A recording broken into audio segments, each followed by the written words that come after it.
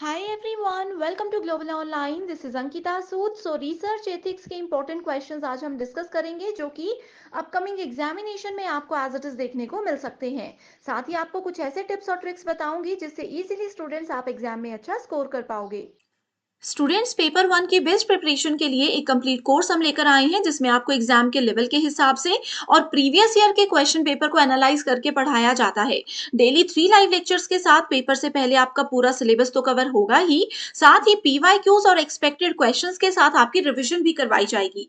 एक सबसे खास बात यह है कि इस कोर्स में हम आपको एक स्पेशल व्हाट्सएप ग्रुप में ऐड करेंगे जिसमें हर क्लास के बाद उसकी पीडीएफ आपको मिल जाएगी, जिससे आपकी तैयारी और आसान हो जाती है। साथ ही आपके कोई भी डाउट्स हैं तो आप अपने टीचर्स के साथ यहाँ पर डिस्कस कर सकते हो। अपडेटेड मॉक टेस्ट है जिसमें से as it is questions exam में आते हैं। एंड इसके लिए न्यू बैच जो स्टार्ट हो रहा है, लिमिटेड पीरियड के लिए ऑफर लेकर आई हूँ, जिसको ज्वाइन करने के लिए इन नंबर्स पर आप व्हाट्सएप के थ्रू कांटेक्ट कर लीजिए। साथ ही स्टूडेंट्स कुछ फ्री वीडियोस अवेलेबल है ग्लोबल ऑनलाइन ऐप में, इसको डाउनलोड कीजिए। स्टोर सेक्शन पर जाकर सर्च बार में लिखना है कोर्स का नाम, दैट इज आसाम स्लेट। जैसे ही आप कंटेंट पर जाओगे आप देखोगे कंप्लीट कोर्स अवेलेबल है, लाइव क्लासेस आपको मिलेंगी, फुल सिलेबस मॉक टेस्ट के साथ साथ यूनिट वाइज प्रैक्टिस सेट भी आपको मिलते हैं जो कि बहुत ही ज्यादा हेल्पफुल है। तो चलिए शुरू करते हैं. हमारा आज का पहला क्वेश्चन है, from the point of view of research ethics which of the following is least vulnerable in research. ठीक है, तो सबसे पहले यहाँ पे जो हमारा टॉपिक है वो है रिसर्च एथिक्स. तो आप लोगों को इसका मीनिंग पता होना चाहिए. ठीक है, सो एथिक्स का मतलब होता है नैतिकता. यानी कि अगर हम लोग कोई भी काम करते हैं तो उसके कुछ नैतिक रूल्स होते हैं. ठीक है, कुछ रूल्स होते हैं, कुछ रेगुलेशंस होती हैं. तो रिसर्च जो प्रोसेस है कंप्लीट, उसको जो हम कंप्लीट करते हैं तो उसमें भी कुछ रूल्स होते हैं, कुछ नैतिकताएं होती है. ठीक है, तो यहाँ पे बोला गया है कि रिसर्च एथिक्स से रिलेटेड कौन सा पॉइंट है जो कि लीस्ट वनरेबल है. तो पहला ऑप्शन है problem formulation and identifying the variables involve. यानी कि जो भी प्रॉब्लम है, जो भी हमारी रिसर्च की प्रॉब्लम है, उसको फॉर्मुलेट करना, उसको अच्छे से ढूंढना. ठीक है, एंड उसमें जो भी वेरिएबल्स इन्वॉल्व हैं उनको आइडेंटिफाई करना. दूसरा ऑप्शन बोलता है डेटा एनालिसिस एंड इंटरप्रिटेशन. तो जो भी डेटा है, इंफॉर्मेशन है जो हमने कलेक्ट किया है, उसको हम लोग एनालाइज करेंगे एंड देन उसको इंटरप्रेट करेंगे, यानी कि उसकी व्याख्या और विश्लेषण करेंगे. अगला ऑप्शन है reporting of research result and their implications. यानी कि रिसर्च में हमने डेटा कलेक्ट किया, ठीक है, उसका जो भी होगा रिजल्ट, उसकी हम लोग क्या करेंगे, एक प्रॉपर रिपोर्ट जनरेट करेंगे. ठीक है, एंड उसकी जो भी इम्प्लीकेशंस होंगी उनको भी रिपोर्ट में हम ऐड करेंगे. नेक्स्ट ऑप्शन बोलता है citing a theory in support of the one's thesis. यानी कि जो कोई पर्सन है जिसने ऑलरेडी थीसिस बनाई हुई है, ठीक है, उसके लिए हम क्या करेंगे, थ्योरी का सपोर्ट लेंगे. ठीक है, तो यहाँ पे आप लोग देख सकते हो कि लीस्ट वनरेबल पूछा गया है. ठीक है, तो इसका मतलब होता है एक तरह से हम बोलेंगे हेल्पलेस ऑप्शन कौन सा है. ठीक है, तो आप लोग देख सकते हो कि जो रिसर्च की रिपोर्ट जनरेट करना, ठीक है, रिजल्ट आ जाता है, उसकी जो रिपोर्ट जनरेट करना एंड उसको इम्प्लीकेट करना, that is the least vulnerable type. ठीक है, so option number 3 is the right answer. Question number 2 आता है हमारे पास कि identify the unethical practice of a researcher from the following. तो अनएथिकल यानी कि अनैतिक. ठीक है, यानी कि वो रूल्स एंड रेगुलेशंस को फॉलो नहीं कर रहे हैं. तो पहला इसमें पॉइंट है अवॉइडिंग प्लेगरिज्म. सो प्लेगरिज्म क्या होता है ये आप लोगों को पता होना चाहिए. प्लेगरिज्म होता है एक तरह से कॉपी करना. ठीक है, मान लीजिए कि किसी कंटेंट को हम लोग एज इट इज कहीं से उठा करके कहीं पे कॉपी कर देते हैं, तो उसमें हम लोग प्लेगरिज्म ऐड कर रहे हैं. ठीक है, तो दूसरा है अवॉइडिंग मैनिपुलेशन, यानी कि जो उसकी हेर फेर होती है उन चीज़ों से बचना. तीसरा है अवॉइडिंग डुप्लीकेशन. ठीक है, डुप्लीकेशन, डुप्लीकेट चीज़ों का आप लोगों को मतलब पता है कि एक ही चीज़ को अगर हम लोग बार बार लिखते हैं, ये सोच के कि जो हमारी रिसर्च की थीसिस हैं, जो हमारे नोट्स हैं, उसमें हम लोग पेजेस बढ़ाएंगे, तो ये चीज़ यूज़ होती है. ठीक है, तो इसमें बोला गया है कि हम उसको अवॉइड करेंगे. नेक्स्ट बोलता है अवॉइडिंग रिलायबल इंफॉर्मेशन. ठीक है, यानी कि जो विश्वसनीय जानकारी होती है उसको हमें अवॉइड करना चाहिए. ठीक है, तो यहाँ पे अगर हम लोग देखें तो राइट आंसर है ऑप्शन नंबर 4, कि जितनी भी रिलायबल इंफॉर्मेशन होती है उसको ही अगर हम लोग अवॉइड कर देंगे तो वो अनएथिकल ही होगा. हमेशा स्टूडेंट्स यहाँ पे क्यों कंफ्यूज होते हैं, वो अनएथिकल की जगह एथिकल के पॉइंट ऑफ व्यू से चीज़ों को देखते हैं एंड वो क्वेश्चन गलत कर देते हैं. ठीक है, तो यहाँ पे बहुत ईजी क्वेश्चन है कि प्लेगरिज्म जो है उसको हमें अवॉइड करना चाहिए. यहाँ पे बोला है कि नहीं करेंगे, हमें करना चाहिए, ठीक है। मैनिपुलेशन को भी अवॉइड करना चाहिए एंड डुप्लीकेशन को भी अवॉइड करना चाहिए। एंड जो भी रिलायबल यानी कि ज़रूरी इंफॉर्मेशन है रिसर्च से रिलेटेड, हमेशा हमें उसी को ऐड करना चाहिए, ठीक है। तो एक बात मैं और बताना चाहती हूँ, जो रिसर्च एथिक्स होते हैं ना, ये एग्जैक्टली होते क्या हैं, तो ये कुछ गाइडलाइंस होती हैं, ठीक है, जिससे कि हम लोग रिसर्च को रिस्पॉन्सिबली कंडक्ट कर सकते हैं, ठीक है। एंड इसमें कुछ एथिकल प्रिंसिपल्स होते हैं, सोशल रिस्पॉन्सिबिलिटीज से रिलेटेड। अब हम लोग कोई रिसर्च कर रहे हैं तो वो एक सोशल एक्टिविटी है, ठीक है, बहुत सारे लोग उस पर डिपेंडेंट हो सकते हैं, ठीक है। तो ethics always help us to identify right और रॉन्ग, डिफ्रेंशिएट गुड और बैड। तो इसीलिए नैतिकताएं जो है वो यूज की जाती हैं, ठीक है। Next question is the scope of violating research ethics is considered to be relevant in respect of which of the following stages of research study, ठीक है। तो रिसर्च स्टडी के स्टेजेस अगर आप लोगों को पता है तो ये क्वेश्चन आप लोग 1 सेकेंड में सॉल्व कर सकते हो, ठीक है। तो यहाँ पे बोला गया है कि वियोलेटिंग रिसर्च एथिक्स को हम जो है किस तरह से जो है वियोलेट करेंगे, ठीक है, relevant in respect of which of the following stages. तो पहला है यहाँ पे फॉर्मुलेटिंग रिसर्च हाइपोथेसिस। हाइपोथेसिस का मतलब मैंने आप लोगों को बताया है कि इसका मतलब होता है अनुमान लगाना, ठीक है। सो रिसर्च में अगर हम लोग अनुमान लगाते हैं, उसको फॉर्मुलेट करते हैं and setting up a null hypothesis for testing it, ठीक है। एंड उसके बाद नल हाइपोथेसिस को हम इसके टेस्टिंग के लिए यूज करेंगे।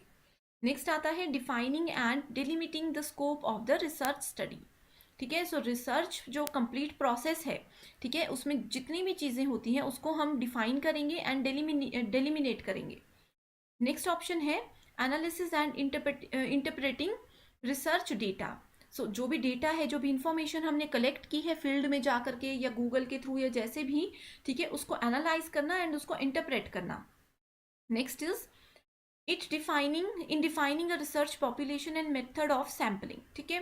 Next is reporting the research findings and using the same as a basis of policy formulation, ठीक है। सो रिसर्च में हमने जो कुछ भी चीज़ें कलेक्ट की हैं, जो कुछ भी हमारी फाइंडिंग्स है, उसकी रिपोर्ट जनरेट करना, ठीक है, एंड उसको क्या करना, उसको एक पॉलिसी फॉर्मुलेशन के बेसिस के रूप में यूज करना, ठीक है। तो यहाँ पे अगर हम लोग देखें ऑप्शन नंबर 3 में, ठीक है, पहले तो ऑप्शन नंबर ए है हमारा जो कि सेलेक्ट नहीं होगा, ठीक है, क्योंकि रिसर्च हाइपोथेसिस अगर हम जनरेट करते हैं एंड उसके बाद नल हाइपोथेसिस को हम यहाँ पे सेट कर रहे हैं, तो ये तो कोई लॉजिक ही नहीं है, ठीक है।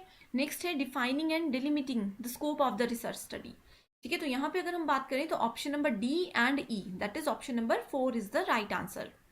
तो ये क्यों है राइट आंसर, क्योंकि इसमें हम लोग रिसर्च पॉपुलेशन को, ठीक है, रिसर्च पॉपुलेशन को डिफाइन कर रहे हैं एंड जो भी मेथड ऑफ सैम्पलिंग है, यानी कि सैम्पलिंग का मतलब है कि कहाँ से हमने डेटा को कलेक्ट किया, ठीक है, हम लोगों ने फील्ड में जाकर काम किया है या फिर हमने ऑनलाइन ही डेटा कलेक्ट किया है, ये सब चीज़ें इंपॉर्टेंट है, ठीक है। एंड जो रिसर्च की हमारी फाइंडिंग्स है, जो भी हमने अभी तक काम किया है, उसकी प्रॉपर रिपोर्ट बनाना, ठीक है, एंड पॉलिसी फॉर्मुलेशन के बेसिस को ध्यान में रखते हुए काम करना। नेक्स्ट क्वेश्चन है Which of the following statements is true in the case of a test prepared by you as a teacher, ठीक है। तो अगर आप टीचर हैं, ठीक है, तो आपने एक टेस्ट प्रिपेयर किया, तो इनमें से कौन सी स्टेटमेंट उसके रिगार्डिंग ट्रू है। एक टेस्ट जो है वो रिलायबल है अगर वो ऑब्जेक्टिव है, if a test is reliable it is objective, ठीक है। तो यहाँ पे यही बोला गया है कि अगर कोई टेस्ट रिलायबल है तो वो ऑब्जेक्टिव होगा, ऑब्जेक्टिव टाइप क्वेश्चन जो होते हैं। If a test is valid it is a reliable also, it is reliable also, ठीक है। नेक्स्ट है if a test is reliable तो ही उसको वैलिड बोला जाएगा। नेक्स्ट है अगर एक टेस्ट वैलिड भी है, एक टेस्ट रिलायबल भी है, ठीक है, तो ही उसको जो है हम यूजेबल बोलेंगे, यानी कि वैलिडिटी और रिलायबिलिटी दोनों चीज़ें होगी, ठीक है, तभी क्या होगा, तभी उसको हम पर्टिकुलर टेस्ट को जो है वो यूज़ कर सकते हैं। तो ये थोड़ा सा मतलब वैसे तो इजी क्वेश्चन है बट स्टूडेंट्स इसमें कंफ्यूज हो जाते हैं। तो सबसे पहले आपको मीनिंग पता होने चाहिए रिलायबिलिटी के, वैलिडिटी के, ठीक है। तो वैलिडिटी क्या होती है, एक टेस्ट को तब वैलिड माना जाता है, ठीक है, कि जब वो मेजर करता है कि क्या क्या बेसिस पे हम लोगों ने उस टेस्ट को जनरेट किया है। For example a test design to measure personality must measure the personality and not some other traits. जैसे अगर किसी पर्सन की मान लीजिए कि हम लोग मेंटल एबिलिटी को चेक करने के लिए टेस्ट बना रहे हैं, तो उसी से रिलेटेड क्वेश्चंस होने चाहिए, एक्स्ट्रा उसमें कुछ भी नहीं होना चाहिए। इस तरह की चीज़ों को बोलते हैं वैलिडिटी, ठीक है। तो जो भी टेस्ट होता है अगर वैलिड, ठीक है, तो उसको रिलायबल भी बोला जाता है। नेक्स्ट आता है रिलायबिलिटी क्या होता है, ठीक है। सो रिलायबिलिटी का मतलब होता है कंसिस्टेंसी, ठीक है, यानी कि हम किस लेवल पे किसी पर्टिकुलर पर्सन को मेजर कर रहे हैं, ठीक है। It means the consistency with which a test yield the same result over the time in measuring whatever they do measure, ठीक है। यानी कि अभी जो मैं क्वेश्चंस आप लोगों के साथ शेयर कर रही हूँ, मान लीजिए कि आगे आने वाले 4 साल के बाद भी ये वीडियोस लोग पसंद कर रहे हैं, इसका मतलब है कि जो क्वेश्चंस है वो रिलायबल है, वो सिर्फ अभी के लिए ही यूजफुल नहीं है, वो आगे आने वाले टाइम पे भी यूज होंगे, ठीक है। सो एक टेस्ट को रिलायबल बोला जाता है without being valid. So next आती है ऑब्जेक्टिविटी, ठीक है। सो अगर हम लोग किसी पर्सन के स्कोर को, इनके ओपिनियन को, ठीक है, या फिर बायस जजमेंट जो होती है उसको एलिमिनेट करते हैं तो उसको ऑब्जेक्टिविटी बोला जाता है, ठीक है। यूजेबिलिटी होता है कि जो एक ही पर्टिकुलर चीज़ अगर बार बार यूज होती है, ठीक है। तो ये थी 4 बेसिक टर्म्स। तो इस क्वेश्चन का राइट आंसर होगा हमारे पास ऑप्शन नंबर 2। तो अगर एक टेस्ट वैलिड है तो ही उसको रिलायबल हम बोलेंगे। Next question is plagiarism in research is, ये मैं आप लोगों को बता चुकी हूँ प्लेगरिज्म का मतलब क्या होता है, ठीक है, किसी चीज़ को कॉपी करना। अब मान लीजिए कि ये क्वेश्चन है, मैंने एज इट इज़ गूगल से कॉपी किया, तो मुझ पे केस भी हो सकता है प्लेगरिज्म का कि मैंने कॉपी की है इन चीज़ों को, ठीक है। सो पहला ऑप्शन है creative use of previous data, अगर हम किसी पहले के डेटा को, पुराने डेटा को यूज करते हैं, ठीक है, तो क्या होगा, वो उसका एक क्रिएटिव यूज होगा। सॉरी, यहाँ पे बोला गया है कि किसी प्रीवियस डेटा का क्रिएटिव यूज, यानी कि उसी में थोड़े बहुत चेंजेस करके अगर हम उसको यूज करते हैं तो क्या उसको प्लेगरिज्म बोला जाएगा। नेक्स्ट है कॉपिंग essential information and making use of it, ठीक है, जो भी एसेंशियल इन्फॉर्मेशन है, जैसे मान लीजिए मुझे अभी एमसीक्यूज की ज़रूरत थी तो मैंने इसको कॉपी कर लिया एंड इसको यूज भी कर रही हूँ, तो क्या इसको प्लेगरिज्म बोलेंगे। नेक्स्ट है quoting someone and citing him और हर, ठीक है, यानी कि किसी पर्टिकुलर पर्सन को यहाँ पे हम कोट करेंगे, उसका नाम यूज करेंगे, उसकी स्टेटमेंट्स यूज करेंगे, ठीक है।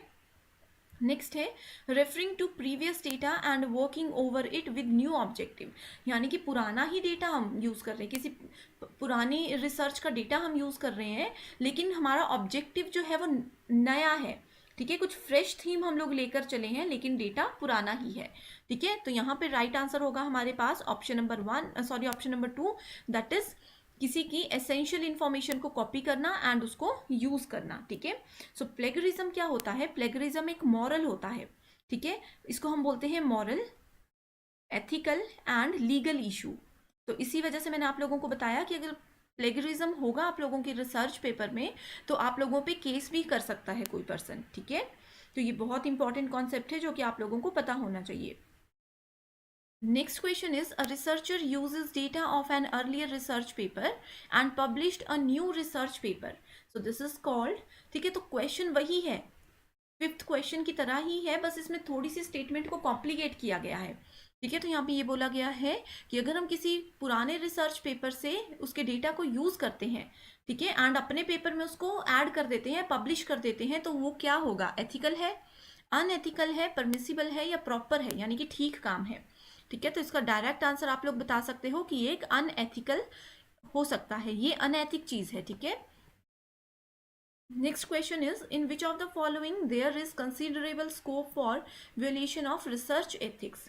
तो अगेन यहाँ पे रिसर्च की जो नैतिकता है उनको वियोलेट करने से रिलेटेड चीजें हैं। तो यहाँ पे पहला है proper formulation, data interpretation, hypothesis making, reporting of research result using research tools prepared by others, ठीक है। तो किस बेसिस पे, ठीक है, हम बोल सकते हैं कि जो रिसर्च एथिक्स है उसको हम वियोलेट कर रहे हैं, ठीक है। तो पहला तो यहाँ पे ये है कि अगर हम लोग डेटा को इंटरप्रेट कर रहे हैं तो वो एक रिसर्च वायलेशन का ही पार्ट है, ठीक है। दूसरा हो सकता है कि reporting of research result. Next है using research tools prepared by others, ठीक है, यानी कि किसी और ने रिसर्च टूल्स जनरेट किए थे, बनाए थे, यूज हम उनको कर रहे हैं, ठीक है। तो राइट आंसर है option number 3, that is B, D and E. Next question is assertion and reason, ठीक है। तो इसका लॉजिक मैं बता चुकी हूँ कि रीजन से पहले आप लोग बिकॉज ऐड कर दो, इजीली क्वेश्चन सॉल्व हो जाएंगे, ठीक है। तो असर्शन में बोला गया है कि research ethics and its observance are necessary for the interest of credibility and quality of research, यानी कि जो रिसर्च एथिक्स है, ठीक है, एंड इसकी जो ऑब्जर्वेंस है, ठीक है, यानी कि उसका जो अनुसंधान का जो पालन है, ठीक है, ये बहुत ज़रूरी होते हैं। क्यों ज़रूरी होते हैं? For the interest of credibility and research की क्वालिटी को एनहांस करने के लिए। क्योंकि रीजन दिया गया है, the policy making bodies have to be accountable for pursuing research with an eye on promoting excellence. ठीक है, यानी कि जो पॉलिसी मेकिंग बॉडीज होती हैं, जो पॉलिसीज बनाती हैं रिसर्च से रिलेटेड, ठीक है, ये क्या करते हैं? ये करते हैं accountable for pursuing research with an eye on promoting excellence, यानी कि इनका मेन फोकस जो है वो एक्सेलेंस को प्रमोट करने में होता है। ठीक है, उनको जवाबदाही करनी होती है वहां पे। तो यहाँ पे क्या बोला गया है कि both A and R true, एंड जो आर है वो ए की करेक्ट एक्सप्लेनेशन है। यहाँ पे बोला गया है कि ए और आर दोनों ट्रू हैं, बट आर जो है इसकी करेक्ट एक्सप्लेनेशन नहीं है। A is true, R is false, A is false, R is true. ठीक है, तो यहाँ पे आप लोग इजीली देख सकते हो कि जो स्टेटमेंट फर्स्ट है कि इसमें जो भी रिसर्च एथिक्स होते हैं ना, इसमें इंटरेस्ट ऑफ क्रेडिबिलिटी और रिसर्च की क्वालिटी पे फोकस करना बहुत ज़रूरी होता है, इसीलिए इनको डेवलप किया गया है। तो ए जो है वो बिल्कुल करेक्ट है। ठीक है, तो ऑप्शन नंबर 4 एलिमिनेट हो जाएगा।